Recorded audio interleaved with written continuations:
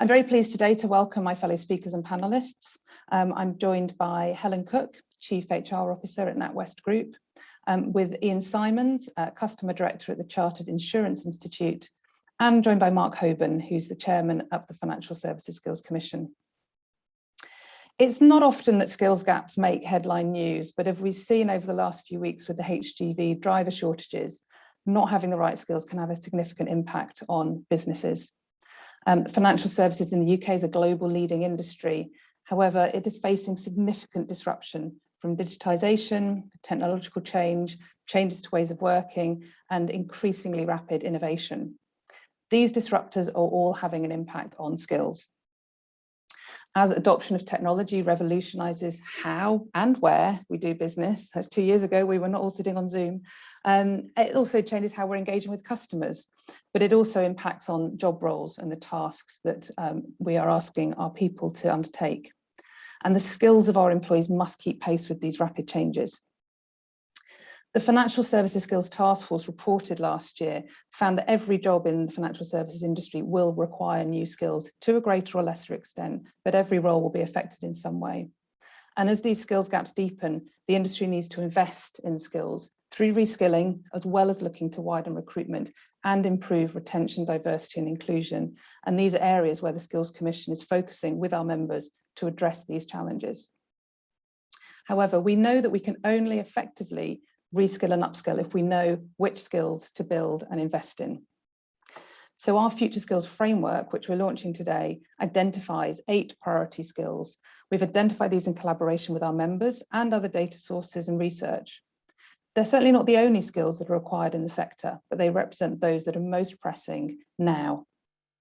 And this framework sets out for the first time clarity on the skills that the sector needs and a common definition of what good looks like and how people can progress and develop their proficiency in these skill areas. And I'm delighted to say thank you to our members who have worked with us over the last year and a half to develop this framework. This really is an industry collaborative effort. So thank you very much for joining us this afternoon. I'm delighted to hand over to Helen Cook, Chief HR Officer at NatWest, to tell us more about the framework, why NatWest are involved in this work, and how they're already using the framework internally. So Helen, over to you.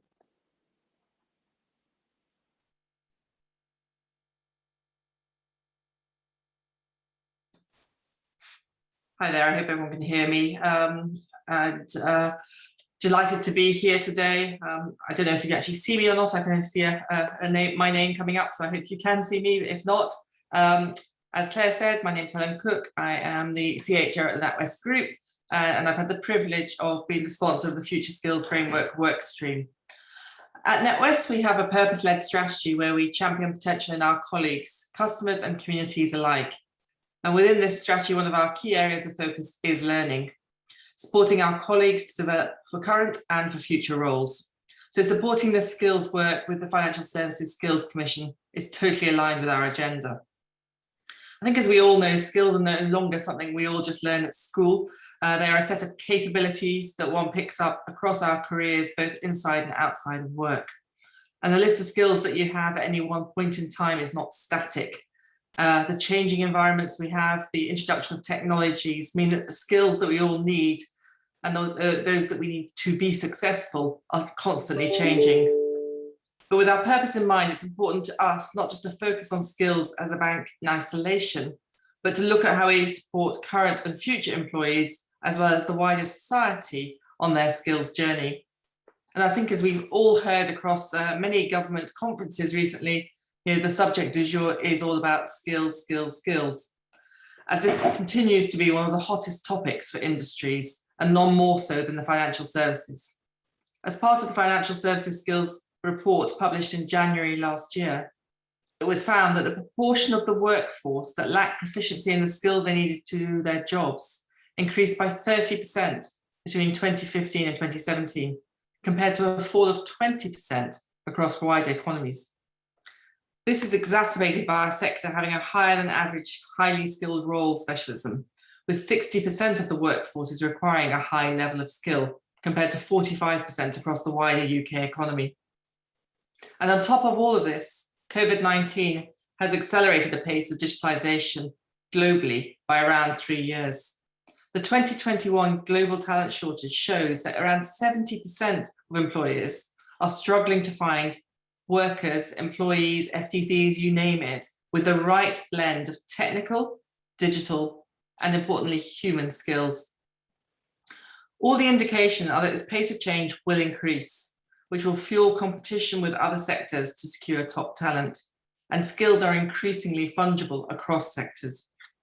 So by all accounts, the war for talent has become the war for skills. And as an industry, we need to take action in order to remain competitive and attractive as employers. And that action needs to go beyond traditional hiring strategies. We need to look at how we can grow our own skills workforce through a systemic approach, including clear, transparent expectations and development.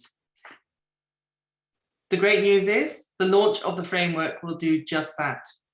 It will allow organisations to become more efficient in training for priority skills, with firms better able to understand what their future skills requirements are and prioritise investment in those areas. It will help support development of skills assessment and accreditation with a common view on what good looks like. It will be the starting point for dialogue with education and training providers, guiding course content to help us ensure that we adapt and ensure new training offerings are developed to meet industry needs. It will facilitate an informed dialogue with government and other relevant bodies to influence policy thinking in this area. And finally, and importantly, support action on outreach and inclusion by demonstrating a clear progression pathway for skills in the sector. At NatWest, we're using this framework to support the evolution of our already embedded capability framework, and now broadening this to include the priority future skills.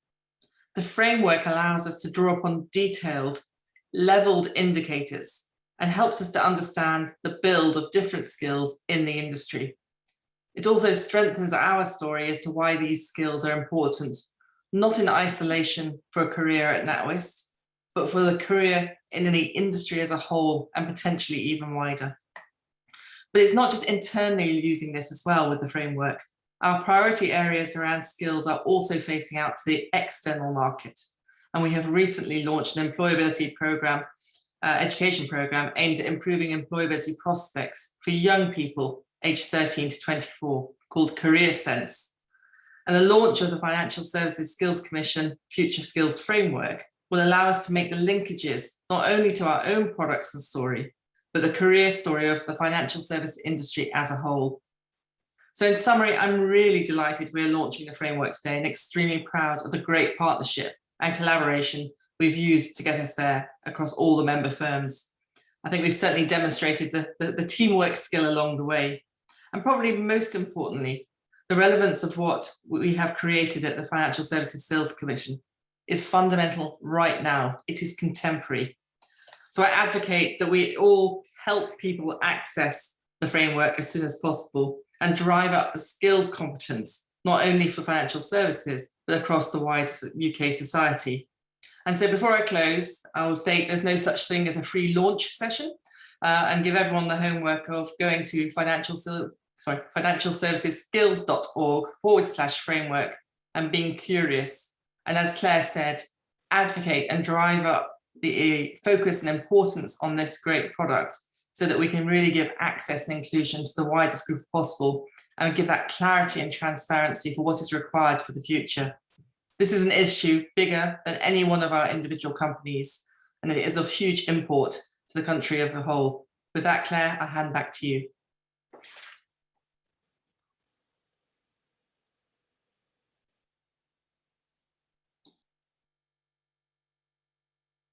Thank you, Helen. Had trouble finding my unmute. I need to upskill in digital again, I think. Really helpfully setting out the importance of the framework, how you're starting to use it within NatWest as well, which is really exciting. And I think as we've been developing the framework, we've found so many ways that it can be used, from internal skills development, from looking at skills-based recruitment, but also with working with wider industry stakeholders in the education training sector and professional bodies as well. And there's many, many applications. We have put the link to the framework in the chat. Do go and have a look. It's there. It's online. You can download a PDF and use it, explore, find out what it means for you and start using it. It's there for everyone in the industry and beyond to use. So please do have a look. I'm really pleased to hand over now to Ian Simons, who's the Customer Director at the Chartered Insurance Institute, and he's also involved in the Personal Finance Society. We're really pleased that in the Commission we have very close working relationships with the chartered professional bodies, Chartered Insurance Institute, Chartered Institute of Securities and Investment, and the Chartered Banker Institute, as well as the Institute and Faculty of Actuaries. And aligning with the professional development and the chartered professional bodies is really important for skills development, as they are so prominent in that professional development space. So we've been working very closely with Ian and colleagues to ensure that our framework really integrates with the professional development. So I'm delighted to hand over to Ian to tell us more about how the framework fits with their work and their professional map at the Chartered Insurance Institute. So Ian, over to you. Thank you very much, Claire. Yes, as you say, as the professional body for insurance and personal finance, the Chartered Insurance Institute has been working, I think, since very early on, certainly from our point of view, in the development of the Future Skills Framework, because it aligns inherently with what we exist to achieve. And that fundamentally is to improve public trust in insurance and personal finance. So we do that traditionally through provision of exams and membership guidance and ethical standards. But what we've really done this time around is take the opportunity to completely rethink what we mean by a competency framework for a sector like insurance and personal finance. So where we've previously tended to focus more on technical knowledge that can be typically assessed through exams and study, we've made sure that we've taken the time to really embed future-oriented skills from the Future Skills Framework to make sure that it's more outcomes focused and inclusive. And as you said, we're calling that the professional map, which is effectively an embedding of or an adaptation of many of the skills that the Future Skills Framework identifies and embedding them within an insurance and personal finance context. So making sure that our members and professionals across the insurance and personal finance sectors are able to see exactly how those competencies apply to achieve positive customer outcomes in a real work and professional context. So it builds on the same theory and ideas developed within the Future Skills Framework, and we baked in specific examples of behaviours such as curiosity, customer focus, and skills such as data and technology, all with really specific applications for real roles and scenarios within our sector. And as Helen was saying, we believe there's a huge value in having commonality of language and priorities across the wider financial services sector. So whilst we balance that with enabling expertise to flourish within specialist roles and sectors, we all benefit from that transferability and that common focus, particularly when it comes to encouraging wider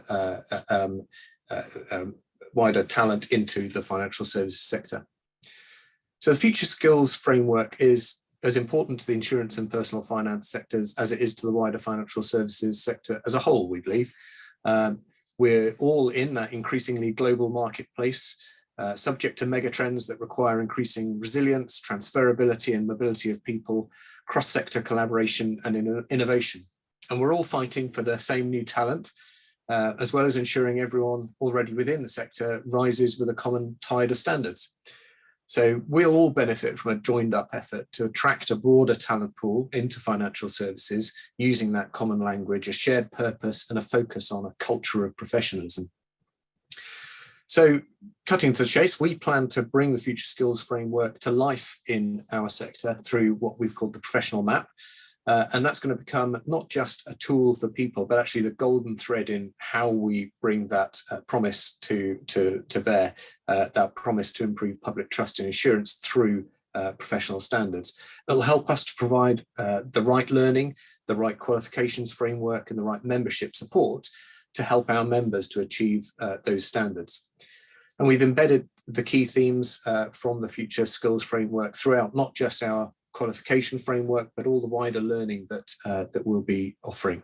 And we're working with employers and managers to help them to support their teams in understanding where they currently map their skills against the professional map as we've articulated it within their sector, so that they can help invest in the right skills with precision and confidence to fill those gaps. And we're working with HR and people management colleagues to help competency-based recruitment, performance and training, and evidence to the regulator a commitment to people development, positive working culture, and better customer outcomes. So we believe the launch of the Future Skills Framework will help galvanise a focus on a culture of professionalism through skills development and that common language across the whole of financial services, leveraging existing expertise and good practice within insurance and personal finance.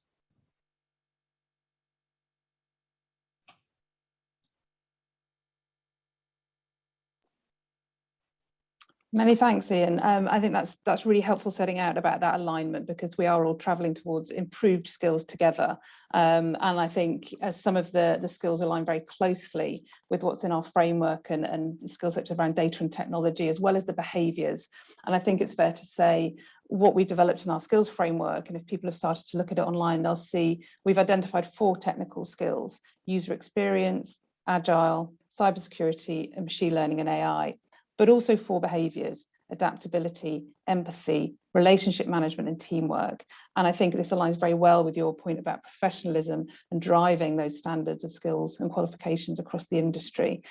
So really pleased there's strong alignment. I'm very pleased now to introduce a video message that we have from Peter Cheese, who's the Chief Executive of the CIPD, professional body for HR.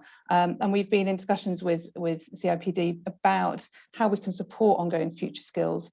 And this is certainly a message that they are supporting. So pleased to share with you the video from Peter.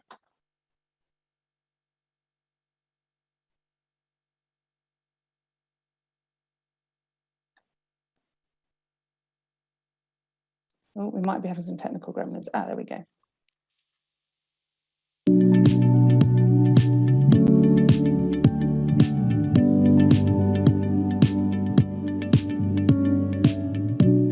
Hello, my name is Peter Cheese. I'm the Chief Executive of the CIPD, and we're the professional body for HR and people development. So, of course, skills is very much a core theme for us in our profession. And I'm delighted to be able to support the Financial Services Skills Commission's Future Skills Framework launch, which brings together, I know, a lot of thinking across the sector about what are the fundamental and transferable skills. We can see today there are a lot of challenges around skills and skills gaps, and as we look out into the future of work, the challenge is to meet those skills demands in perhaps different ways, but certainly recognizing that for all the jobs and roles that we have, there are certain fundamental skills that we need. And most importantly in that is to have, therefore, a shared framework and common language around those skills, which both young people and perhaps people transferring from other sectors can all understand and then be able to articulate as they put themselves forward for roles and opportunities across financial services. So there couldn't be a more important time for this work, and it's so good to see the development of the framework and the ideas about how you can mature these skills, because they're not just entry-level skills, they're skills that people need throughout their careers, and it's so important that we recognize those skills, celebrate those skills, and show how we can develop and support their growth. So I hope you can all use the framework as a shared language between us all. Thank you.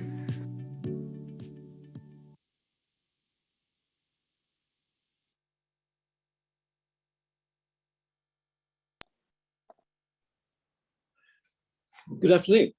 My name is Mark Hoban. I chair the Financial Services Skills Commission. It was really good to hear that message from Peter Cheese. One of the things I liked about what Peter said was that these aren't entry-level skills. They are skills that we need to grow and develop throughout our careers. And that's one of the key emphasis of the Commission, the need to upskill and to reskill. In our task force report published last year, we identified that people will be in work for longer. The skills we acquired when we left school need to be updated and adapted in order to continue our longer working lives. But what I want to do now is move on to a Q&A session. And there's a Q&A box that you can put your questions into. But I want to start with a question that came in from Tanya Brain from Odgers. I'm going to ask each of the panelists to answer this one. Does the panel think that executives will have to become more accountable for the training and skills-based recruitment and internal progression? And how do you see the direction of travel with this over the course of the next 5 years? So a question there about sort of accountability for executives. And perhaps Helen, I might ask you to go first on this. Yeah, so absolutely is the short answer to that. I think in relation to people being able to demonstrate an investment in competence, I think that's going to be increasingly important. And I think we're already seeing a requirement of that in the more regulated parts of the industry. But I think across the piece, I think it'll be an expectation from employees to have the investment and the commitment and the time into skills, whether that's reskilling or upskilling, depending where that may be. So I think it's absolutely front and center of what the expectations of both our regulators and increasingly our employees will be. Oh, and I finally appeared on the screen. So that was a bit of a shock. So yes, indeed. And Helen, that when you talk to your people at NatWest, what are they looking for from their employees in terms of direction?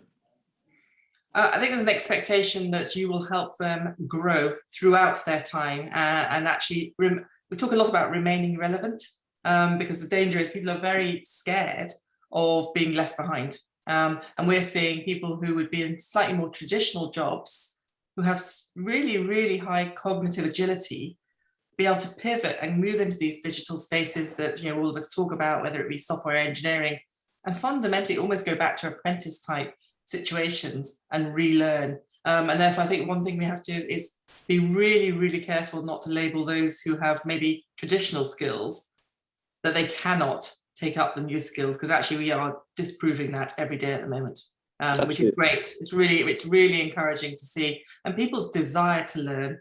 And I think you touched on the point. Everyone knows they are working for longer and across a longer duration, and therefore they understand they may have to have 2 or 3 pivots of their career and their skills base within that time. That's great, thank you. Claire, how would you respond to the excellent question from Tanya? Yeah, absolutely. I think it's a similar response to Helen. I think what we constantly hear from our member firms and others is the importance of skills to the future of the industry, and it's absolutely critical relevance. And as we now know that recruiting is not always the option. The challenge is such that we need to build skills, and we need to build them for the long term. And it's not a luxury. This is actually business critical. And I think, picking up on Helen's point, is a lot of the skills and the roles that people are required for is very much a blend of existing knowledge and expertise from financial services and qualifications, etc. But layered over that are these new technical skills and ways of working. So this is certainly saying the skills, the roles that people have at the moment are relevant, but we need to augment that and evolve that to something that's future relevant. So it's not, okay, we need to get rid of some people and have new people come in. It's not at all that. So it's actually business critical, and this is very much a strategic longer term shift. It's not a 1 or 2 year plan. I think the interesting thing about Tanya's question about execs being accountable is we have started to hear that remuneration is slowly but surely starting to be linked to investment in skills and training. So how much time people do invest in their own development, but also managers, how they support their teams to undertake their own development. And it's all about this shift towards a culture of ongoing and learning and development that the sector really needs to get behind. So absolutely, I think this will become more of a theme going forward.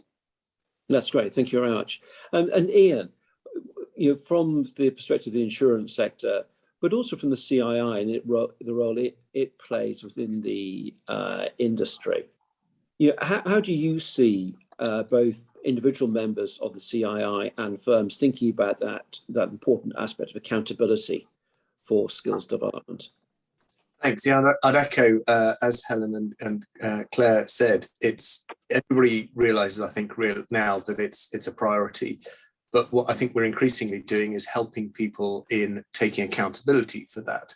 So it's not just about saying you all need to invest in skills, but this gives us a common platform and an area of focus to be able to prioritize those against some transparent benchmarks. So we, for example, are developing tools to help both firms and individuals to assess where skills, strengths and gaps are. And I really like Claire's terminology there of augment. It's not about saying let's fill those gaps by suddenly employing a whole separate entry, although there's always going to be need for plenty of cross-fertilization. It's definitely about complementing existing competencies, skills, behaviors with those that will be increasingly future relevant. So yeah, I definitely see both an individual accountability. So we have a code of ethics that requires a professional to take personal responsibility for making sure they have the skills, knowledge and behaviors to deliver a positive customer outcome. And of course, employers have that responsibility under a regulatory framework as well. Our role is really to help give people the tools to make that easier to be effective and efficient, rather than trying to make it up yourself as you go along. So you've got something to benchmark and know where to prioritize that focus.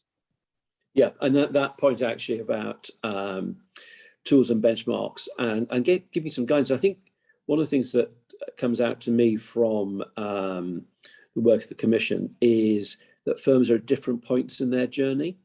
And actually some firms are looking for more support and other firms looking to share where they've got to. Which brings me to a question from somebody in the audience, from Ian Hall, who actually asked a really good question, which is relevant to that point, but also speaks to the ethos of the Commission. And Ian says, I imagine some companies can be quite proprietorial about their training and skills programs. Do you believe that companies that are fed into the framework fully shared what they do, where they feel they are most short skilled, etc.? So Claire, perhaps I can throw that one across to you and then I'll come to Helen. Absolutely, no, it's a very good question. Thank you, Ian. And I think this is the Commission's been in existence for 18 months, and this is certainly a consideration when we were setting up. Is how far do we think that individual firms work on skills and development is competitive advantage, and actually won't be, not be willing to share, etc. So what we found, though, is that as the membership of the Commission has grown over the last 18 months, actually more firms are willing to share and collaborate on this type of work. And I think that's, from speaking to members, that's really in recognition that we are all facing the same challenges. And actually the areas for competitive advantage are actually quite limited. If we're all looking to broaden and deepen the pool of talent and broaden the skills that we have, collaborating is actually the sensible thing to do, because if we're looking to example today, collaborating on the framework, it's an industry-wide statement that's really powerful. If we can align on common definitions, common proficiency levels, actually that's really powerful when we talk to the training and education sector, professional bodies, and we talk internally about where we're going. People move within the industry, they move from outside the industry in, and actually so it is in all our interests to be able to grow the pool together. No one firm can do that on its own. So from the experience of the Commission, firms have been very open with us sharing their information, their journey, and then we are able to pull that together to get an industry-wide view. And I've been really pleased and appreciative of the openness of our members. So it's a good question, but not something we've been experiencing at the Commission. That's great. Thanks very much, Claire. So Helen, perhaps what did you learn? You've led this work to produce the framework. You lead one of our key work streams. What have you learned from your colleagues on this, and what do you think your colleagues have learned from you? I think I would start by saying, actually, over the last 30 years, it's probably the most collaborative thing I've worked on cross-industry. And actually that's because the need is just so strong. So I think what I've learned is actually more often than not, we're sort of all doing the same things anyhow. And to Claire's point, which is, how competitive is the difference? Because you only need one employee to move from company X to company Y for that kind of USP to no longer be a USP in the skills and training space. So I think there's more that's common than different. I think is probably a key learning. And actually the other thing is, in many ways, whilst there is clearly competition between firms, there is now competition between industries. And if we as an industry don't collaborate, don't come together and don't actually create the the talent and gene pool that we need for this sector through the skills game, we will be losing more and more of our skills through to other sectors such as technology, which is increasingly where the game is being played. So the collaboration, the coming together, the kind of wisdom of crowds, for want of a better phrase, has been a real sort of proof of concept issue as we work through this. But genuinely, and I've said this a number of times on the work stream, Claire, which is, it's just great to see people sharing, because actually what we're finding is there's more in common, there's lots of sharing, and actually many hands help the work, because there's not a lot of resource around to do this work either. Absolutely, absolutely. Let me come to a question from Greg Wade from Universities UK. And Greg congratulates us on the producing the framework, but he goes on to ask the question, how might the framework be used to support graduate skills development and enable the sector to recruit graduates with wider tech, cyber and digital skills? Helen, perhaps I'll come to you for that first, and then perhaps ask Ian to give some thought to that from the insurance perspective. And Greg, I know you come at this from a university's perspective, but I come at it from both apprentice and graduates, probably just kind of to just widen it to maybe the wider audience.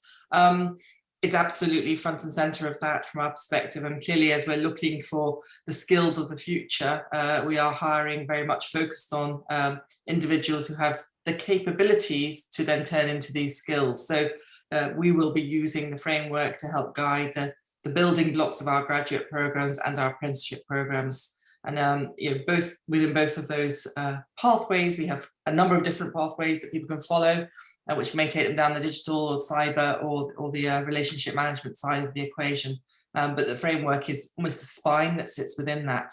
And certainly from a social mobility perspective, we are using it with our apprentices, really trying to get the fantastic talent that historically hasn't had access to this industry, or hasn't had the role models or the pathways to help them there, to go and work with partners like London through Sport and Business to really bring this type of young person with huge potential and give them that clarity, that expectation, that transparency about what is required, and helping them to almost that skills bridge into the sector. So I think it applies at every level, but especially that youth employment space. That's great. Thanks very much. So Ian, if I think about the CII and insurance companies seeking to attract people into the sector, whether it's school leavers or graduates, how do you see this framework sitting alongside the excellent work that the CII do? Yeah, thank you. Yeah, that's very much the way we see it. We've already started mapping that against how we currently engage with universities, and as both Claire and Helen have said, it's also across apprenticeships. Where are there courses? Where are there universities and other further and higher education establishments that are focusing on the skills that we're lacking? So some of that is about raising awareness and expectations. As we said, it's not all about just getting young and new people in, but where there is a need for that, we certainly have some way to go from a history of not perhaps being first choice for someone with a data science degree, for example. How do we get in there early and inspire them to think about some of the career opportunities they've got within financial services? So we've been doing that already for a number of years, but this has given us a really clear framework to not just talk to all universities about all courses, but say, actually, let's focus on some of these specific gaps and let's identify specific courses and apprenticeships where we can help employers find that new talent pool and inspire those within those to think beyond going into a primarily technology-driven career, if that's what it is. It's not all about digital skills, but that's a good example of one where we're already doing. That's great. No, thank you. And that links me on to another question I have, which, Claire, I'm going to ask you this. This is from DS, who asked whether or not we've engaged with sort of L&D providers to provide support with upskilling. And perhaps you could say just how we expect the framework to evolve then, Claire, and engage with training providers on this. Absolutely. This is the framework. This is the launch is not the end of the process. So we're been developing it through the last year or so with our member firms to get this to this point, and we're starting, and we're already on the road of the process of engaging with the education and training sector to roll out that adoption. So the framework will be here and want to be used. So how can we work with different providers about adopting, reflecting the priorities in the framework?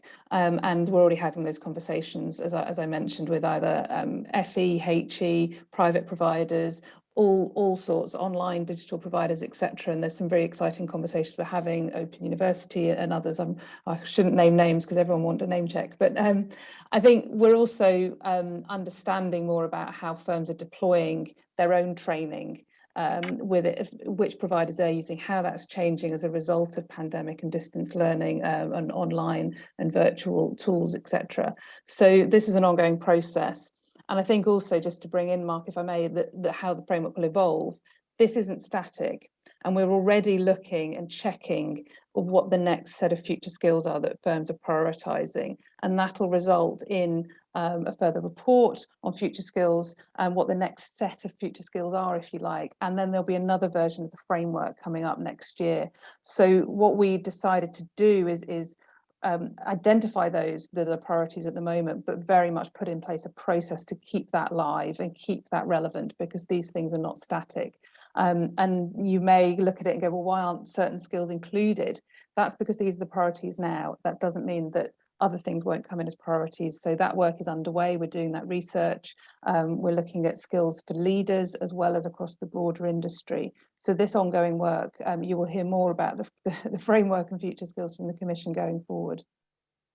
And that's a neat segue, Claire, into a question about things that weren't in the list. And this is from Guy Witcher, who, very supportive of the framework, but it says, were future ready leadership and separately innovation and creativity discussed, and any reason why they didn't make the final list? Good question. And the process we went through was a culmination of a number of things. So insights from our members, but also looking at data and other research. So there's always improvements you can make in the process, but we feel quite confident that these set of skills we identified are the right ones at the moment. I think you're right, we could look in many different ways at the skills. Some people say, well, communication skills are not mentioned in there. But if you look in some of the skills we've got, so around empathy, for example, a lot of that is around communication skills. So these things are all interrelated, they're not distinct. So we did make a choice on those that are prioritised with our members. And as I said, we're looking more at the moment about leadership skills and how those roles, the skills that leaders require, are changing. And we're, to give a plug, we're producing and launching our report on that we're doing in partnership with Odgers and Berndtson next month. So if you want to attend that, do sign up on our website to get our newsletter and you'll receive an invite. Innovation and creativity, absolutely. I mean, Ian mentioned that curiosity and creativity, absolutely. Those things have come up as well, and we're looking at those for the next set of future skills. So I can't guarantee they'll be in, but they're certainly those that we're exploring and hearing about from firms. That's great. Thank you very much, Claire. And then a question from Claire Gray, and perhaps Helen, I might start off with you on this. So what feedback have you received from your employees about the framework? Is it easy to use and navigate, and do they get it?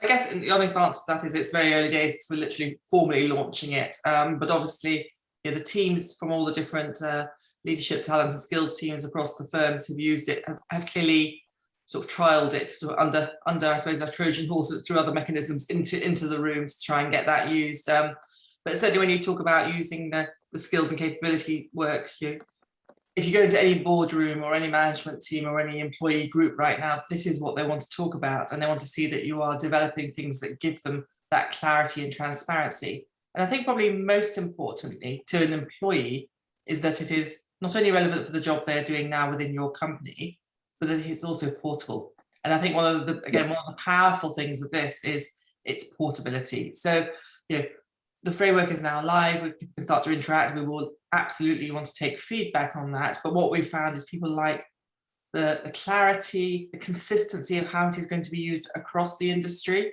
and the understanding of what is required for them to meet different skill levels. And I think the levels within that and certainly my team have been using it internally, about, when you start to talk about what levels of competence are required within a skill base, that really helps people understand what they need to do and what they need to get under their belts in order to do that. Whereas if you just sort of say it's digital, I mean, we all sit there and go, to various different levels about what does that actually mean. When you start to be very specific at the levels, then you can actually then start to address that. And skills is becoming the new currency.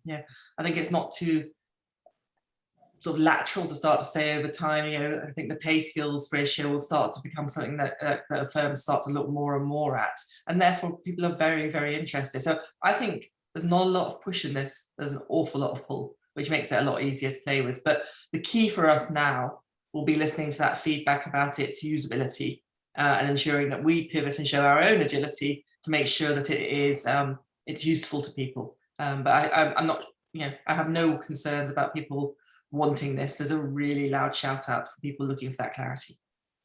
Yeah, and I thought, Helen, just want to pick up that point you made about portability. I think when we were going through the process of writing the task force report, one thing that struck us was the number of firms doing something very slightly different on different aspects of digital skills. And so we had several high street banks who had an AI certificate, but no, it was very hard to see how that was portable because they were both working to different standards. Great that they were doing it, great for their employees, but that portability just creates friction in the system, and that's not helpful either to employees or to potential employers either. And if I may, Mark, just use that as an example of how I think this will play in its value sense to individuals and to firms going forward. Is I think we can all see a future, if it's not already your current present, of where when people are resourcing, they'll be using AI to resource and sift. If the industry is sifting against a common standard, it's going to be so much easier to say Mark or Claire have got that competence and that skill, as opposed to, what does the NatWest version of this mean? Is that this level, or this level? So it's going to become almost a currency piece as well, and I think that's really important. I want to come back to that currency piece in a moment, because it ties in neatly to a question that we've had. But I just want to ask Ian a question. The CII has, and all the chartered bodies, have worked with frameworks in the past. That's part of how you structure people's professional development. What would you say the sort of 2 or 3 key takeaways from that history that can be applied to using this framework in the future? Great question. I'm keen to look to the future, but I guess learn from the past. And so, yes, we've had perhaps a history, certainly within insurance and personal finance, where a focus on technical knowledge and skills is vital to making sure that the end customer benefits from good advice or good products. And so the structure that sits behind that, so that regulators can be confident that the right competence is there for someone to provide that advice, is vital. What we've learned from that is that you can take the same principles and apply that also to broader skills and behaviours. And while it might not be as easy to measure, say, for example, through an exam, where you can absolutely prove someone's ability to retain and apply knowledge, using support materials for employers to either assess people's ongoing delivery of results against some of those behaviours and enablers are just as relevant as someone turning up and saying, I've got an exam that proves I have the knowledge. So we're using the same structure that historically would have been much more focused on technical knowledge and saying, how can we help employers and individuals to gain and evidence that they have those broader competencies, some of which may be changing on a very frequent basis. So we can't look to the past and say those skills will stay the same as they may have done 20, 30 years ago for a longer period. So we're making an open source model that we can allow and support other training providers, employers, etc., provide solutions, etc., that we can make sure we help our members find and where possible accredit it, or make sure that people can see how that sits alongside more conventional technical training and qualification. That's fantastic, and I like the thing about open source, and I very much think our framework sits in that concept.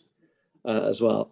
I just want to go back to this point about common standards that Helen talked about. And this is a question from Carol Still. And Carol makes the point that sort of technical skills are relatively easy to measure. She asked the challenging question, so are we planning to establish a shared language on the measurement of behaviours? And if so, how will you generate this shared language? And I guess it goes to your point, Helen, about as we use a shared language around technical expertise, it makes it easier to identify those who have the right skills. Claire, how would you think about this question about creating that shared language on behaviours and their measurement? I think it's a good question, and Ian's touched on it already. I mean, in some ways, we've started to do that through the framework.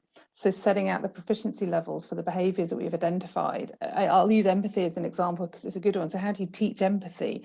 Well, actually, it's a number of different approaches through communication, listening, etc., that build up that. So we've started to create some of that and looking at what those levels are and what that progression looks like. But it's other work that we're doing with our members as well, because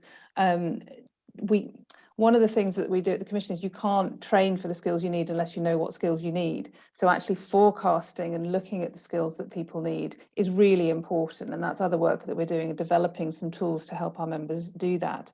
And part of that is developing this common language and these common definitions. If you're talking about cybersecurity, are we talking about cybersecurity at another firm? Are we talking about the same thing? So this is an ongoing piece of work. So it'll be that collaboration with our members to develop that. And I think we've gone a long way forward in some of that in the framework that we're launching today. But again, then how do we actually teach that and know that people have developed that learning, that capability around those behaviours? Again, that's things that we're talking with learning training providers, with the chartered professional bodies about, because actually many of these skills are already taught or developed within other courses. And it's sometimes about highlighting and being more overt and more clear about, okay, this skill is being taught within this module or this qualification or whatever. So it's not straightforward, but we are aware of the challenge and making some progress on bringing that industry alignment together. I think, sorry if I may add just that, I think we have to be really, really honest about, the technical skills are easier to assess, accredit and train for in many ways. The behavioural skills, and we've done a lot of work internally on the behaviours. In fact, we did the behaviours before we did the technical side of it. That's much more about continuous assessment and ongoing feedback. And I think that is a less translatable one from a kind of accreditation or consistency metric, but doesn't undermine the fact that they are going to be fundamental in application alongside these technical skills, because actually you can have all the best technical skills in the world, and the what can be brilliant. But if we don't get that how right as we move forward, they'll just be technical skills. So I think it's just, we also need to be just really open and honest about some of these things are very, very easy to assess, as in do this test, deploy. And certainly in the tech sector, I think those that get real ROI on their investments, because we need to make this commercial as well, are people who do assess against the performance of people demonstrating those skills once learnt. And I think, again, as an industry, that's somewhere where, whilst we will give a lot of this, and this is the right thing to do to get your talent, to develop talent, to grow your talent, there is a social contract there of return as well. So we need that demonstrated. And I think around the behavioural side, I think that's more of an in-house issue, but we need to have common standards across, and someone's asked a question around culture in this, it's fundamental, those behavioural pieces are fundamental for culture, and especially for the FS industry. Absolutely. And I think that those cultural points come out very strongly, don't they, from the discussion document that the regulators produced about D&I recently, about the contribution that D&I can make towards culture. That moves me on to to a question that's come from Greg Hutchins, which I think will probably be the last question. I'm going to ask each of you to respond to this. It is about culture, but it's about the creation of a learning culture across the firm that encourages not just individuals to learn, but also individuals as groups to learn and to make progress. How do we think about developing that learning culture? And perhaps I'll ask you, Helen, to kick off. I think and actually, ironically, it's something we've been working very hard on across the last few years in NatWest. But actually, I think you have to be quite explicit. That is what you were trying to do So we're driving to be a learning organisation. And within that, you need to put some kind of pretty high aspirant goals out there about the time you will dedicate to help people to spend time learning, not on the side of their desk, as a well-designed job. A well-designed job includes X amount of time learning. And learning is not a face-to-face thing. Learning is a experiential. Of course, it's courses and other things. It's project management. It's all the different things that you do. So it's about really explicit pieces. And Claire, you mentioned this. It's about holding seniors to account on this. So we have a learning index. And we measure ourselves on that, and we remunerate people on that. And actually, we know it's going to be embryonic and evolutionary, and we know it's not a perfect science to start off with, but it's really nailing explicit that culturally, and therefore commercially, frankly, that this is a fundamental thing to an organization. And actually, the interesting thing as you go through times is there are times you hear that someone says, I'm not being allowed to have that time. And it's how you act in those moments that are countercultural against the learning organization that you will be judged on whether you're getting it right. And then the other side of it is so fundamental. So talent is looking at the moment, not only for, and less so in these days, just for the financial side of things. They're looking for growth. The one thing you give them in your employee value proposition is a number of different things. And the two things that have really gone up the spout in the last 2 years, learning has been the first one and well-being is the second one. And I kind of see it as conjoined as well. So look after me, grow me, pay me fairly, and lead me well. And I don't think many EVPs are much more than that, frankly. You can put bells and whistles around the edges of them, but that's kind of the core of most EVPs. And the learning part of that has become, and I use the word currency, it's almost another version of pay now, because actually that will help people be relevant for now and employable for the future. And that, as we go into this kind of skills war that we're going into, if they can prove they've got this learning growth and that their organization is really committed to that, they become more valuable as an individual as well. Fantastic, that's really good. Ian. Yeah, I'd echo that. I think one thing that really struck me was earlier when we were talking about taking accountability. It's making sure that the learning culture is something where both the individual empowerment to take that investment in their own skills, knowledge, behaviors, or career, or whatever, is on the same terms as what will be of value to their organization. So you're not looking at it down through one lens, say, for example, a regulation that says we must ensure as an employer we have the skills in this format. That's great and that needs to happen, but it can't be different language or going against what the individual wants to invest in themselves, so that both the employer and the individual and regulator and end customer can see what good looks like in terms of knowledge, skills and behaviors, but that then each individual and employer can figure out what they benefit from it and how they can access that. So it's transparent language. It's also a framework where you can say, actually, I'm doing this for myself. Hopefully it'll also help my employer, but if not, maybe it's my future career elsewhere in a different sector or a different employer. But it's also very clear for an employer where they're saying, actually, I want to make this investment in my people here because it will increase the efficiencies and the capability of delivering that customer outcome. And it meets in the middle. So we're not doing it for different reasons with different words and different processes. That sense of alignment and coherence. Absolutely. Claire. Thanks, Mark. Very, very similar. I think, we're talking a lot about learning culture in the Commission at the moment. And I think we need to define what that means, because we hear a lot of people, they don't have time for learning. They may be doing mandatory training that may or may not be relevant for their roles, a bit of sheep dipping. But also the clear thing that we've touched on already is that the people want a clear pathway of what they need to learn for their role to develop. And that's not always clear. And that's something that we're looking to use the framework to build on and perhaps, look at some of these pathways.